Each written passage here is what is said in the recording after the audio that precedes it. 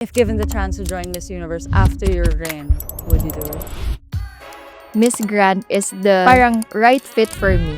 Their branding, the personality that they want. Sometimes you join this pageant, tapos parang maisip mo, after you join parang maisip mo, wait, parang di na ako yun.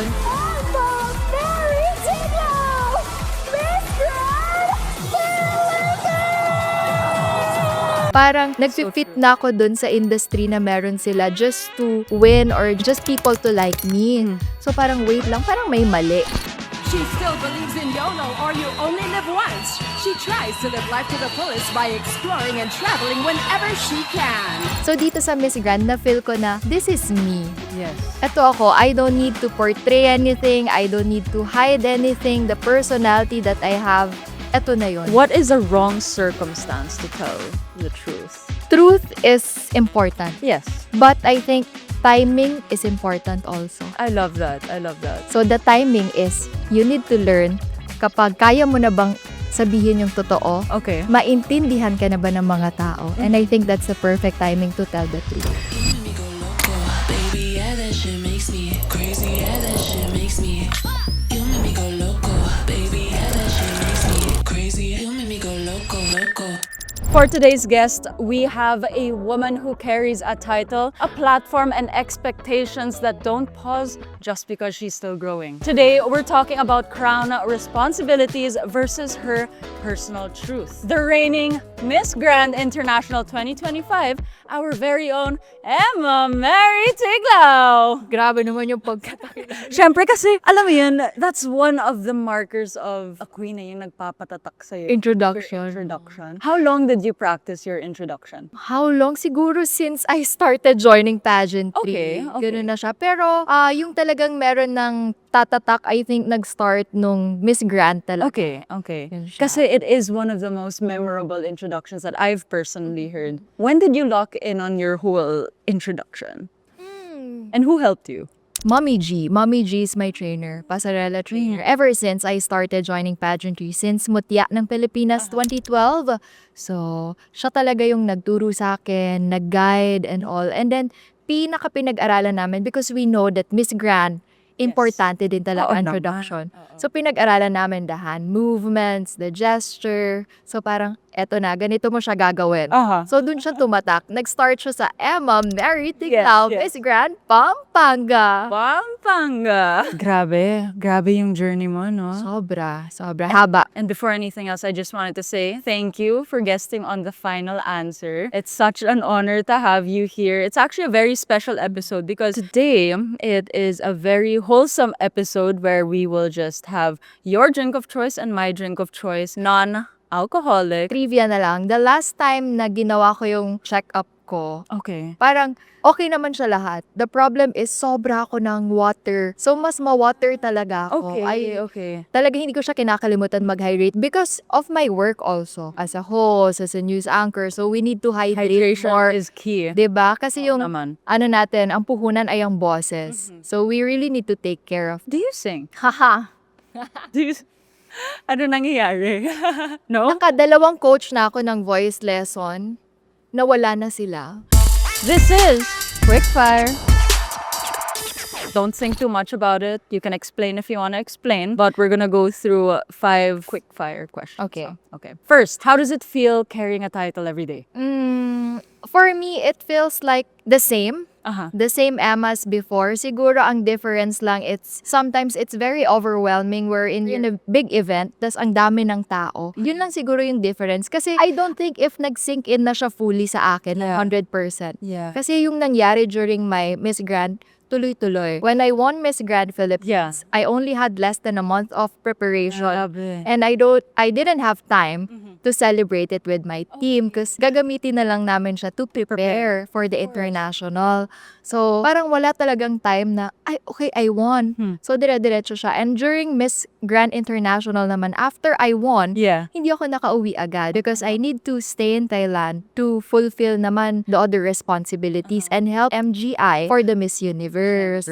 So parang sabi ko, medyo tuloy-tuloy. So parang nagwo-work ka lang din talaga everyday. So, safe to say that ang swerte ng The Final Answer podcast kasi naisingit mo kami. Di sa naman. Kayo syempre. MMD na yan, di ba? Thank you so much for the opportunity. No, thank you for giving us the opportunity to have you here. It's actually our first time to have the conversation like this, di The ba? last time we had a conversation was in La Union. Yeah, isa pa. Bench. Yes. Bench Fashion. fashion. But that was so brief. Super lang. Hi, hello lang. Yes, exactly. Parang we were both like crossing paths lang. But okay, on to my second quick question. What expectation surprised you the most? Siguro it's the fan base that Okay.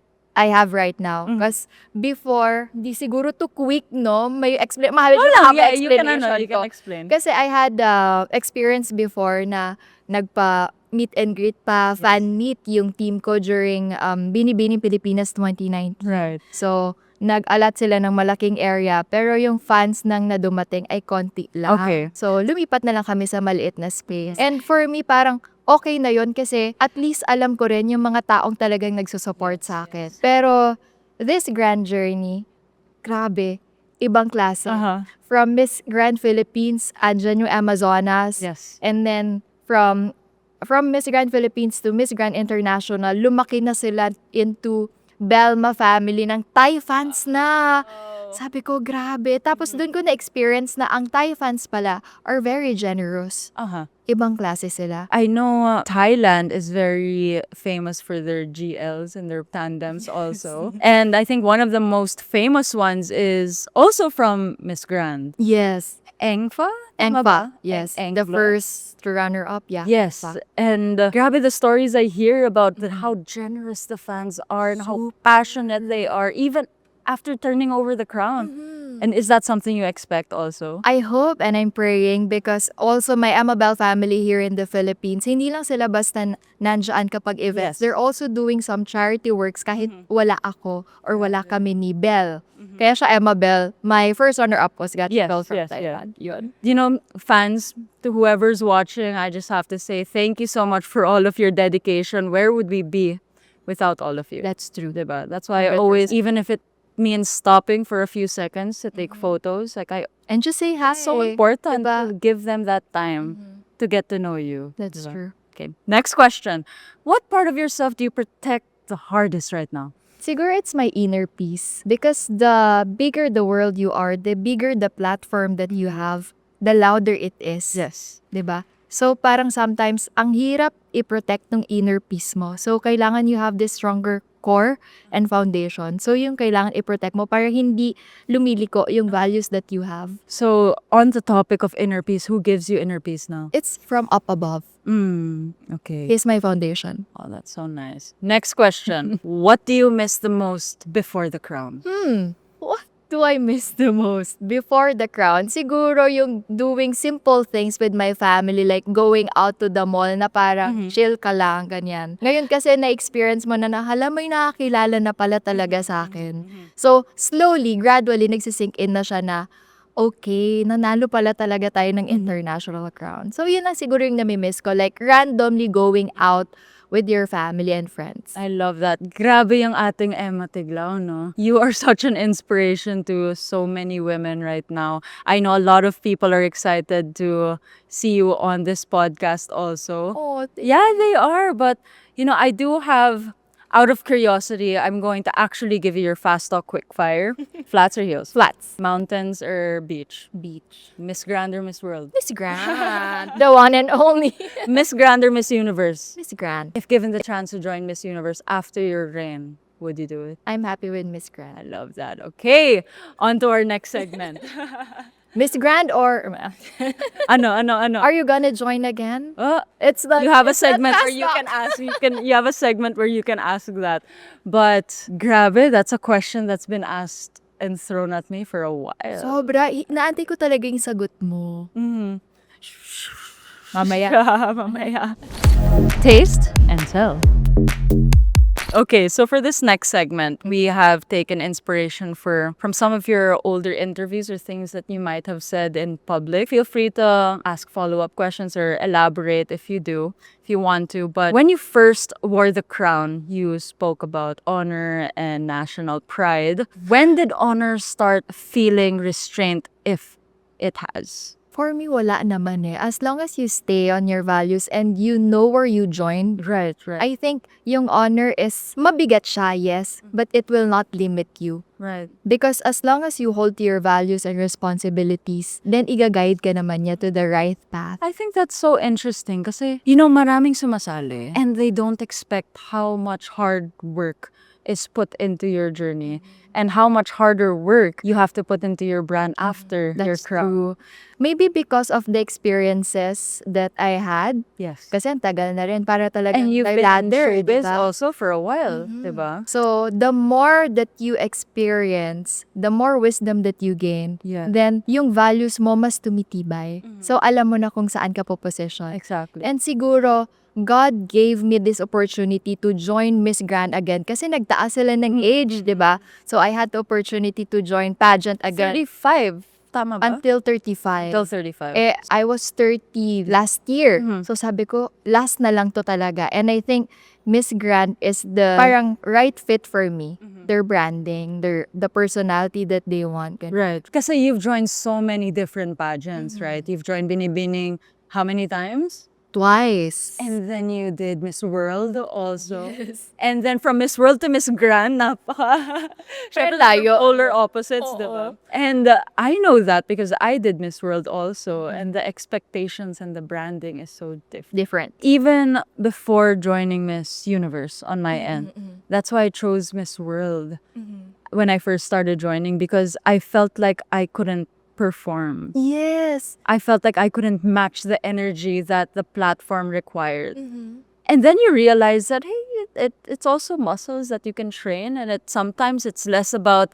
what you're capable of and yung kailangan mo lang lumabas sa iyong comfort zone and to allow yourself to grow. Is that true for you? That's true. Because sometimes, syempre, ano naman tayo, we are learning. Right. And if we're open naman to grow and to learn, parang we will try different things, diba? Sometimes you join this pageant, tas parang maisip mo, after you join parang maisip mo, wait, parang di na ako yun.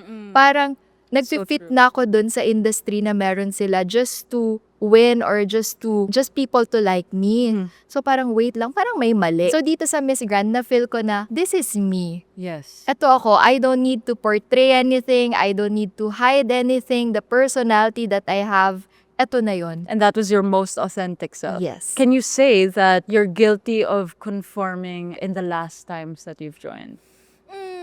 Or have you always been your authentic self every time you join? Not really, Okay. actually. Kasi meron time na, ay okay, dapat pala demure. Kasi diba, thinking about Beauty Queen, parang, oh, they're demure. Sure. You need to pose like this, composure, parang grace under pressure. Right. Pero right now, parang, ay, okay, pwede naman palang lumabas yung personality mo with this where people can relate. Really. What do you think that shift was? Because I did notice that in the recent years, authenticity has been more celebrated than conformity earlier on, like the time of my mom. Era siguro, depends, no? Because the Gen Z right now or Gen Alpha, they're more on expressing themselves. Ayaw nila ng peke. Oo. Ganun talaga eh. Very authentic. But in terms of people projecting expectations onto you almost immediately, which expectation felt the least like you, if any? Ano ba? Siguro, gawin na lang natin na the last time I was with one beauty queen, one of the queens ng 2025, Right. si Joy Barcom, ang sabi niya sa akin, ang dami nagtatanong if mabait ka. So sabi ko, ano bang itsura ko? Mukha ba akong masungit or something? So, siguro yon na parang siguro I look like intimidating. I don't know. I can relate, don't worry. And I feel like it's the eyes. Kasi Diba? may pagkaano tayo eh. Like cat eye. Maybe. I don't know, but I get that a lot also. But I'm sure, because when you talk to her, like this is the first time we're talking lengthily. Grabe, she's so accommodating. You're so kind. Thank you po. And medyo kinabahan nga ako before you came because I was Totoo ba yan? because everyone that I guested today, kilala ko na eh, for years na eh. So, you were the first guest that I've had on this podcast na parang we're in the getting to know stage. Eto na yun, getting Eto na to yun. know stage. Getting to know So, stage na po kami. First impression. Ako pala nagtanong. First impression sa'yo? Yes. Bakit naman late? Bawal late. Lagot. Kasi po, dapat, Hindi. I understand naman. Sorry She came na. from Quezon City and she really carved out the time to go all the way here to my home city, Makati. And that was just a joke. My real first impression wait was... lang, parang, sorry na. Breed kita coffee. Oo nga, pwede naman gawing coffee to. Wait, pang titimpla lang. My first impression, I think first top of my head was Mutiati La Union. Yes. And you were next to Cordoves. And I remember thinking na, grabe, you can stand out in a crowd. Whoa. And you have that X factor. And I am not surprised that Nawat shows you, well, that you won with your own right. Grabe this naman. Grand International Thank crowd. you. But do you believe in destiny, Emma? I do believe in destiny. And what do you think your destiny was? I mean, other than the crown, because, and I'll give an example, parang sometimes you look for signs in life that lead you to the platform, the crown, the unexpected win. What was your journey? I started joining pageantry year 2012 and I stopped 2019 because I thought that was the end. That was the year I thought, okay na ako, because that was the year I represented Philippines for Miss Intercontinental. Okay. And after that, nag-pandemic, diba, 2020. And then few months after that, nabigyan ako ng opportunity to become a news anchor sa Net 25. Yes. And maybe it was destined to be like that because God wants me to learn more, to grow, and para mas makilala ko pa yung sarili ko. What gave you that courage to say, this is the year I'm going to join? I feel the most ready. I don't want to have regrets. I love I don't want to have like, what if ganito? Parang, sana nag-join ako. Oo. Diba? I am 30 na. I also want to have my own family. Tapos yun nga, nagtaas na yung age limit. Sabi ko, go na. So, may savings naman. Right. And my team, when I talk to them, okay pa ba kayo? Isusupport niyo pa rin ba ako? And then, go naman sila. Lahat naging magaan, actually. And everyone was just supporting and sharing that same vision. Let's talk about your team. How big is your team? And did they fly to Thailand with you? Like, what was their role in your journey? Different roles. Naman. Yes. We know that. It takes a village. Super. Takes a village. Grabe. My team before, same team pa rin naman hanggang ngayon. Dumagdag ng dumagdag. From my pasarela trainer, my makeup artist, my stylist, hairstylist, lahat yan. Tapos yung fans padagdag ng padagdag. Tapos nagkaroon na rin ng mga videographer, yung mga behind the Oo scenes. naman. Yun siguro yung isa sa nagustuhan din ng mga sumubaybay sa Miss Grand, yung mga behind the scene na binibigay. Paandar. Mini vlogs. Oo.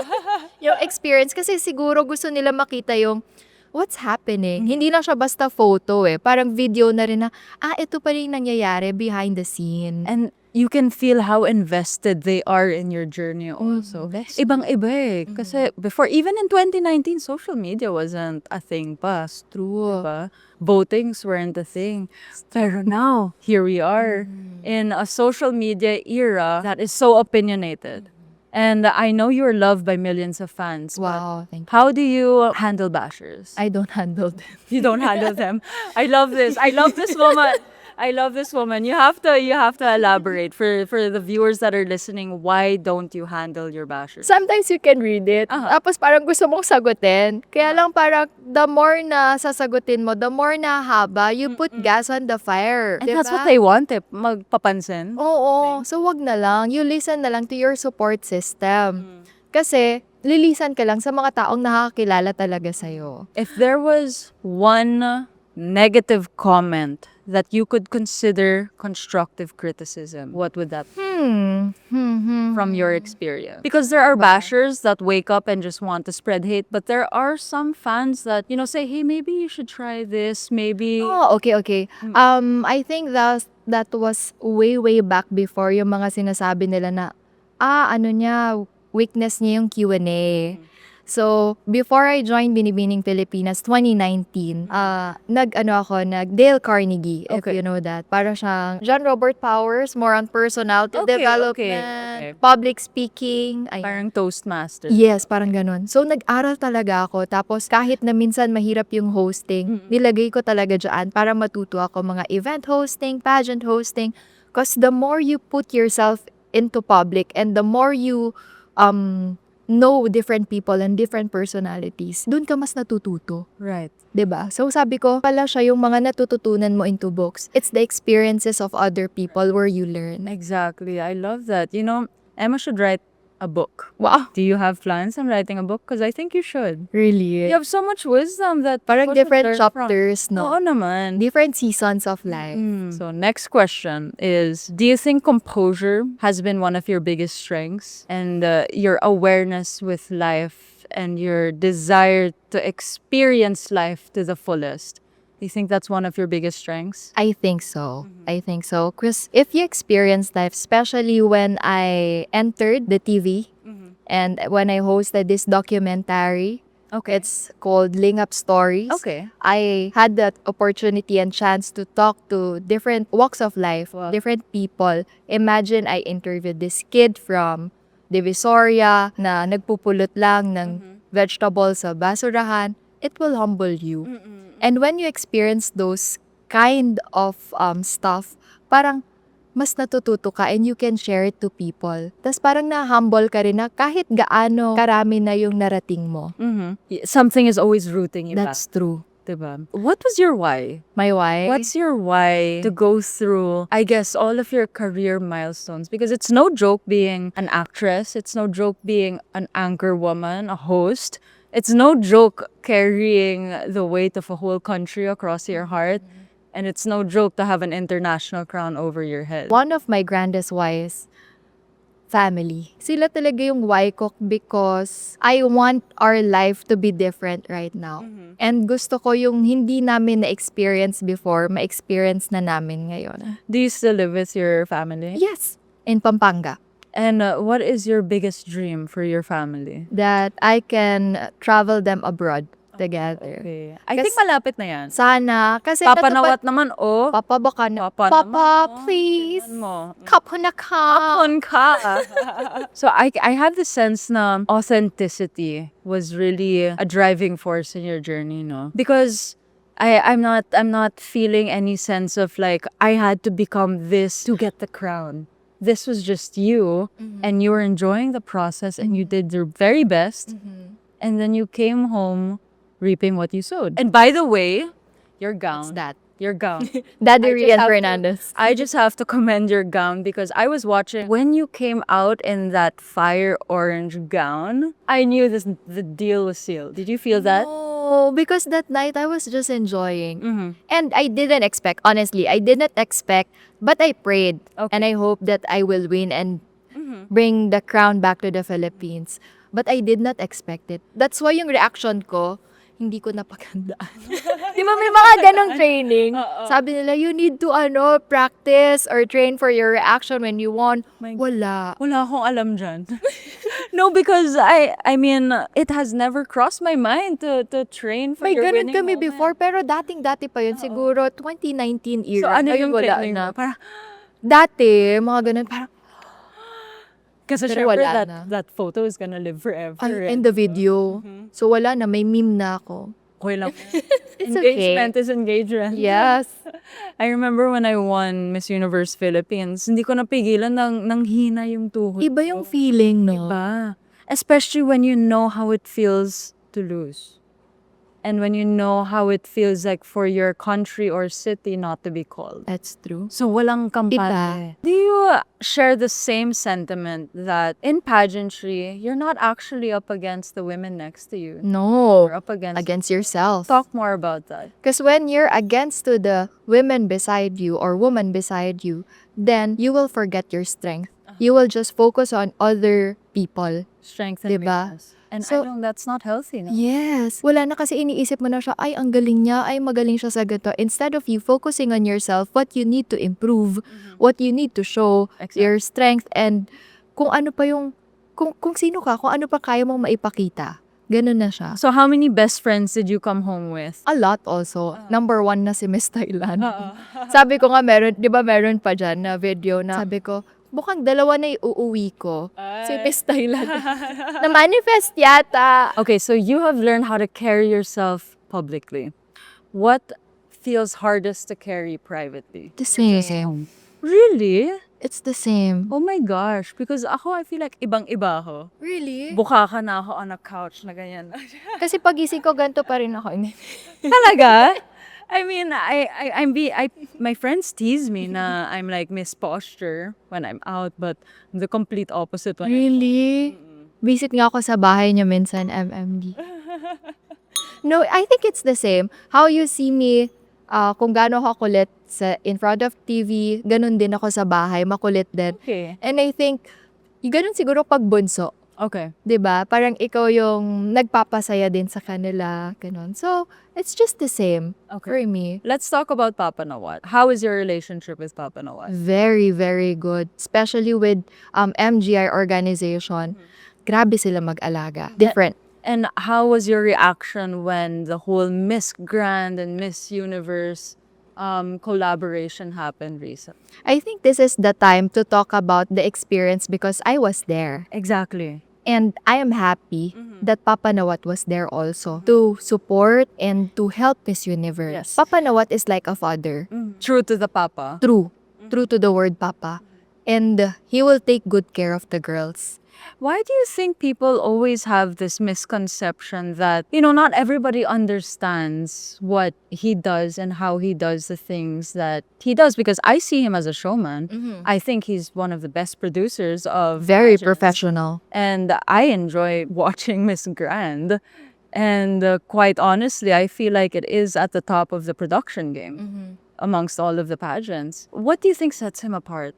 I think because he's very straightforward. When he says something, he will tell you direct to the point. And sometimes, yun yung mahirap ma-adjust ng mga tao. Kasi parang sometimes hindi ready yung tao to hear that. Parang minsan gusto nila yung filtered pa, 'di ba? But Papa is different. Right. Kapag may nakita talaga siya, sasabihin niya, even though alam niyang masasaktan ka. There's nothing wrong with hurting someone with the truth That's instead of making them feel good with a lie. Because I've spoken quite recently to CJ. Maybe it's different lang, MMD, kasi siguro people are expecting different from Papa. Kasi pag pageant, di ba? Nasanay yata sila dun sa era ng pageantry before. But this is different right now. And there's nothing wrong with being different. And I hope that you will watch Miss Grand live. It's different. On time sila. Invite me. Why not? What? Invite me to watch. I've never seen it live. Even backstage off cam, they're very organized. Sabi ko, ito yung pageant na, especially ako, ang tagal ko na nagpa-pageant. So yung hinahanap mo na pageant na gusto mo ma-experience international, ito yun. I'm not saying this because I won Miss Grand. I'm saying this because I experienced it. Siguro, makakapagsabi niyan yung mga naka-experience din. Sina Sam, sina CJ, diba? Organized talaga ang Miss Grand. So, if there was one thing that you wish people knew about Miss Grand that they don't know yet, what are you able to share with us? They will take good care of you. Okay. They will message you, they will call you time to time, or if you're not a winner, andyan sila to assist you, to guide you, to So, support 100% you. support. 100%. They will not choose, okay, ito, ganyan. And discipline. If you had the chance to keep your crown for 3 years, would you do it? I will. Uh-huh. Papa, extend. More work. Let's talk about Miss Grand International All-Stars. What was your reaction? I'm happy. Actually, when I was there backstage during Miss Universe, Papa Nawat told us that, I want something like this and like that. And I didn't know it's MGI All-Star pala and gagawin na pala niya. Si Papa kasi siya goal-oriented. When he think about something, he will do it talaga. Okay. So sabi ko, ito na pala yung sinasabi niya. And I'm excited for that. And do you think... I am excited also if you will join. Ay, thank you naman. That's a conversation for your podcast. Papa Nawat, give her a podcast. But do you think it's about time for an all-stars to happen? Because it's not just Miss Grand, it's any title holder that feels like she has something to prove. I think that's beautiful. I think it I is. think that's beautiful. And feeling ko, depende naman yan sa girl eh. If they feel something na, okay, I want to redeem myself, I want to join again, then why not? If you feel it's your time, then go. There's a reason why Papa did this siguro, and we don't know the real reason behind it. But for me, the reason is for girls to have chance to join again. Because sometimes if you join the international pageant, the big question is, what's next? Yes, yes. Diba? How can I redeem myself? Especially when you join Miss Universe. Yeah. Diba? Parang, for us kasi Filipinos, parang, yun na yun eh. Diba? But this one, you have another platform to prove Right. yourself again, to join again. Because this time, I think you are different. You have a different experience to share with your audience. Well, I am so excited to watch the first edition. Or dot dot dot. Or dot dot dot. Is there anything in this whole journey that scares you? Or what was the scariest part in this whole experience of yours? The scariest part, if I am not able to do my responsibility. Siguro yun yung scariest part. But you know what? The day after I won, I went to the church Uh-huh. and I prayed for, Lord, give me strength. Wow. So I can do everything, or I can do my responsibilities with the crown that you, or the title that you gave me. Because sometimes, kapag nakuha na natin yung gusto natin, we stop praying eh. 'Di ba? We don't know that we need strength to sustain it. Uh-huh. The goal that we got, or the dream that we got. Beautiful. Okay, so now that you have that crown, the international crown, do you think that it gave you more power or pressure? Both. There's power because What? you have a bigger platform, Okay. louder voice. A lot of people can hear you now, listen to you. There's a pressure because we all know that Filipinos, diba, sometimes they want you to be perfect. Of course. But we're not perfect. And what is perfection? It's in the eyes of the beholder. Right? You need to be just you. Unapologetically you. I feel like the duration of my podcast is too short because I want to learn from you. Like I feel like you have so much wisdom. More women should definitely hear more from you. If there was one advice that you could give anyone that's doubting themselves, someone that feels like they're in rock bottom, what would that be? I think you need to know your why. Go back to your why. Because where you are right now, you may not understand why this is happening to you. But sooner or later, you will know, or you will realize that there's a lesson why you experienced that. And that experience will prepare you for the grandest moment of your life. So keep pushing. Sabi ko nga lagi, laban lang. Oo naman, laban lang. Other than your pageant journey and your journey to success, what other aspect in your life did you have to say laban lang? Oh, dami. Oo naman. Parang, I am a bunso, but I also support my family. Okay. So, syempre magbibigay ka. Sometimes, nakakapagod. But, mapapagod ka pero hindi ka susuko. So, laban lang. Okay. Before pa ako mag-join na, parang gagawa ka ng event 3 times a day. Yeah. So, parang mapapagod ka pero laban lang kasi you have a strong why eh. 'Di ba? Parang family is your fuel and your weakness at the same time. Pero I think now, your 3 events before is now like 6 events in a day. Sana. Alam niyo na, everyone. Let's make sure Emma is booked and busy. But I do have one last question. If telling the full truth risked the image you're meant to uphold, would you still tell it? Yes or no? Truth is important, Yes. 'di ba? But I think timing is important also. I love that. I love that. What is a wrong circumstance to tell the truth? Depends just give on us your a audience. example. Okay. Depends on your audience. I think I learned that parang depende if you feel mo yung environment mo, if these people are ready to hear what you wanna say. Depends on you. Okay. If you are ready to tell the truth kahit hindi mo paramdam yung audience, or if you feel mo muna yung environment and you're ready to speak na what you wanna speak. Because sometimes you will tell the truth but it's not clear and people are not ready to hear it. So the timing is, you need to learn kapag kaya mo na bang sabihin yung totoo, Okay. maintindihan ka na ba ng mga tao? And I think that's the perfect timing to tell the truth. What is your golden rule and why? It's- Golden grand rule.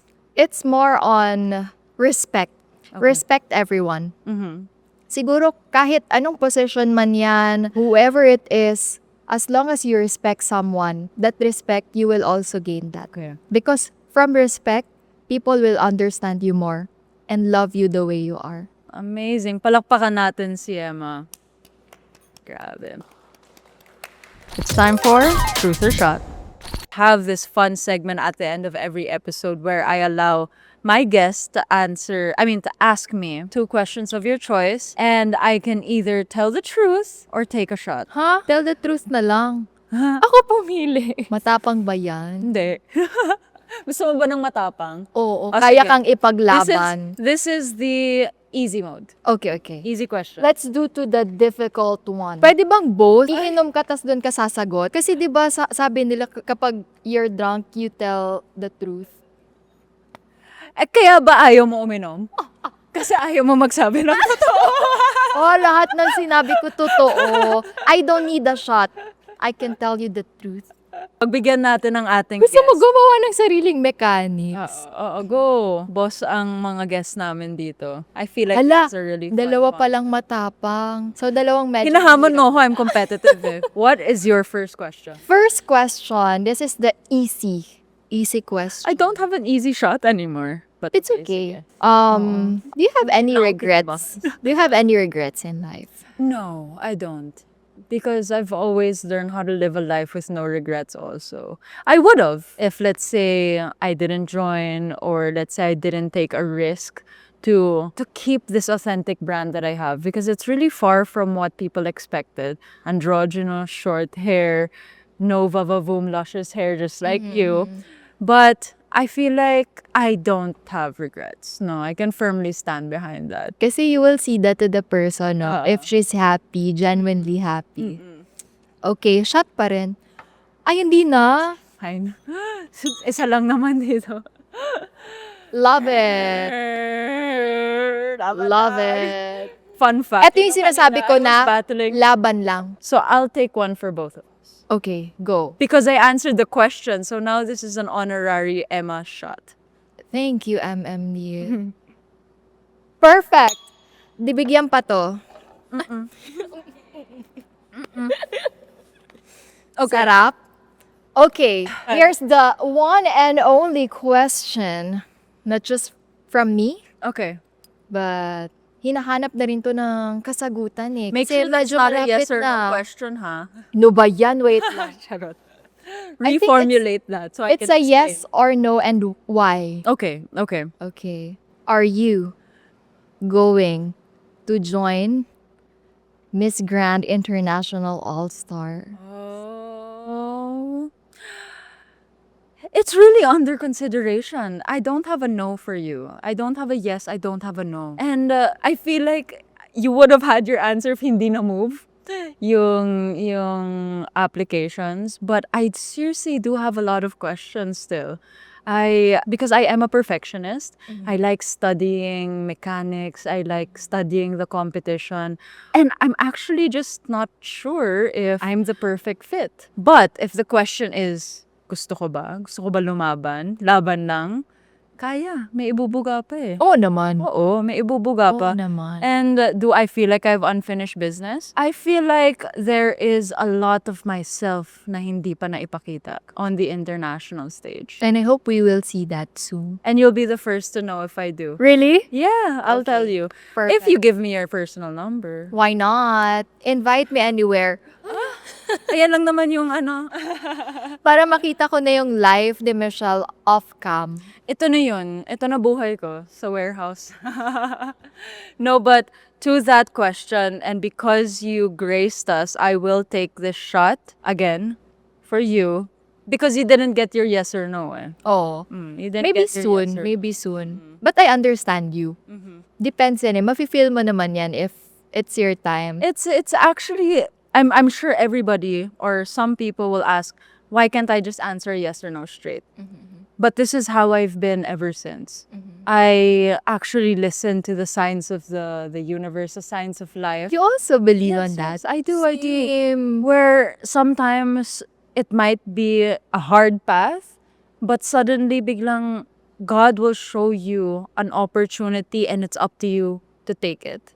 I was so close to joining Miss Grand last year. I've heard. Yes.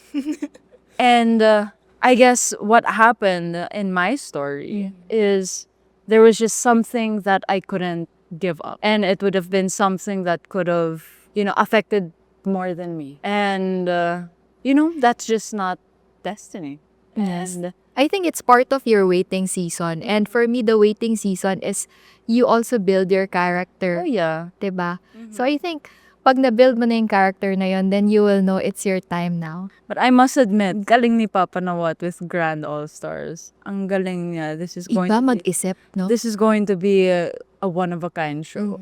Imagine the idols of every other country. Yes. Yung mga what-ifs. Oo, Hinahanap. tsaka yung, grabe. diba yung big question, after you join, di ba parang yung, what's next? Parang isipin mo na, okay, eto na yung gagawin ko, eto na. So, pero yung mga unfinished business in pageantry, paano nila magagawa ulit yun? They cannot join the same pageant that they joined kasi nanalo na sila doon. Right, right. Diba? So, I mean, nanalo na sila sa national. So, paano pa sila makapag-international ulit? So, Exactly. this is another platform for But them. you have to promise me if I do decide to join, let's say, that you have to hold my hand through it. Why not? Okay. It's for the Philippines. Cheers to that. Cheers to that. Thank you so much, Emma Mary Tiglao, for joining the final answer. Paisa nga, paisa lang. Ano your yun? intro.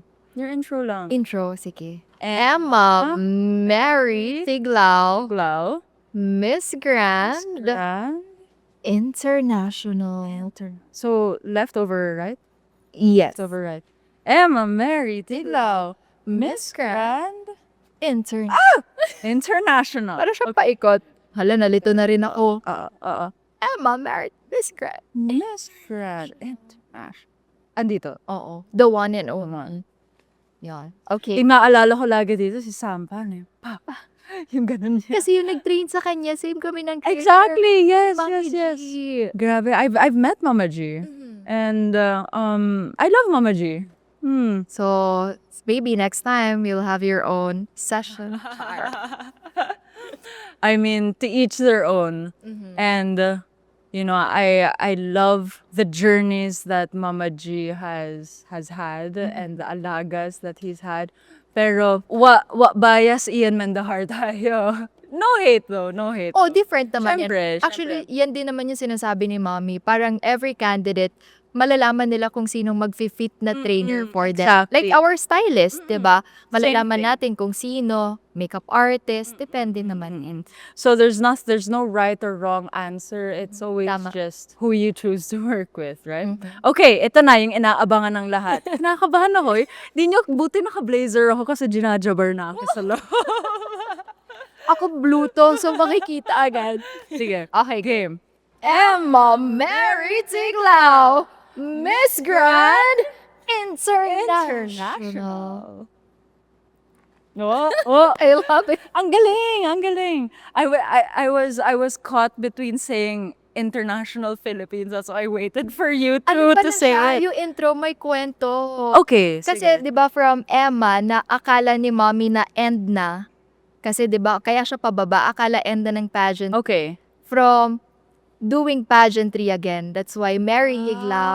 Oh. And Miss Grand is like this because you embrace Miss Grand right now. And pagdating niya sa Philippines, so nagpakilala, iba, itataas ko yung bandila Bandila. for the Philippines. Palakpakan.